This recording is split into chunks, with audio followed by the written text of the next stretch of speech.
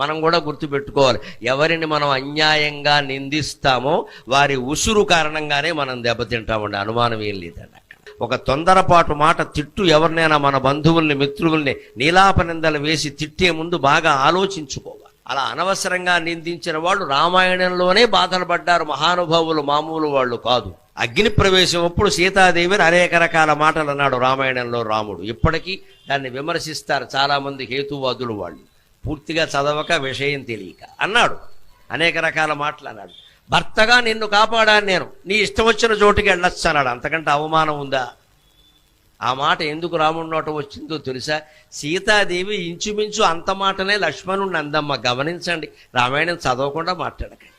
మాయలేడి కోసం ఆయన వెడితే హా సీత హా లక్ష్మణ అని అరిస్తే వెంటనే ఈయన్ని వెళ్ళమంటే నేను వెళ్ళనమ్మా, నీకు తెలియదు ఇది రాక్షస మాయ.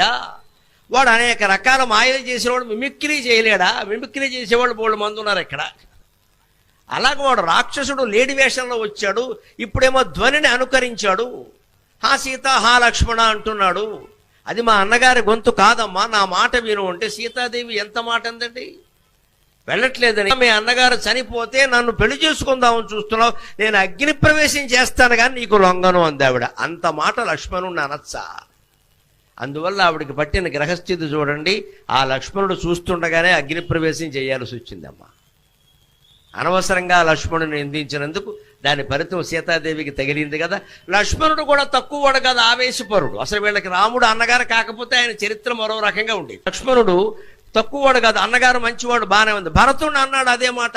అయోధ్య నుంచి భరతుడు ప్రత్యేకం రాముడిని తీసుకెళ్ళడం కోసం వస్తే ఆయన సైన్యంతో సహా వచ్చాడు. వస్తుంటే పెద్ద బాజా భజంతుడు ఏదో సైన్యం అన్నాక మన డమడమలు అన్నీ ఉంటాయి కదా, చప్పుళ్ళు వినపడితే రాముడు ఏమన్నాడంటే, లక్ష్మణ ఎవరో హడావుడిగా వస్తున్నారు, మహారాజులో ఉంది, సైన్యంతో వస్తున్నాడు, ఎవరో చూడవయ్యా అన్నాడు. పక్కనే ఉండే తాడి చెట్టు ఎక్కాడు లక్ష్మణుడు. చూశాడు, చూసాను తెలిసిపోయింది భరతుడని. భరతుడని చెప్పచ్చు కదా, చెప్పలేదండి. ఇంకా తాడి చెట్టు దిక్కుండానే పైనుంచి హిజు మాస్టర్స్ వాయిస్ వాళ్ళ గొట్టం పెట్టి మాట్లాడాడు. ఏమిటో తెలుసా?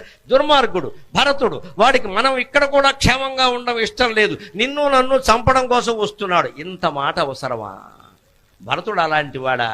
వాళ్ళకి తోబుట్టువు కదా. ఆ భరతుణ్ణి అనుమానించి మాట్లాడిన ఫలితం లక్ష్మణుడిని కొట్టేసింది. లక్ష్మణుడిని అనుమానించి మాట్లాడిన ఫలితం సీతాదేవిని కొట్టేసింది.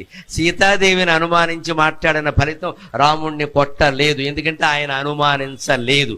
కేవలం ఆవిడ వేదవతీదేవిగా ఆ అరణ్య పర్వంలో మాయమైంది. మళ్ళీ వేదవతి వెళ్ళి సీతాదేవి రావాలంటే ఈ మాటలన్నీ అనాలి, ఆవిడ అగ్ని ప్రవేశం చెయ్యాలి. అందుకోసం రాముడు అన్నాడు, రాముడు పరమాత్మ.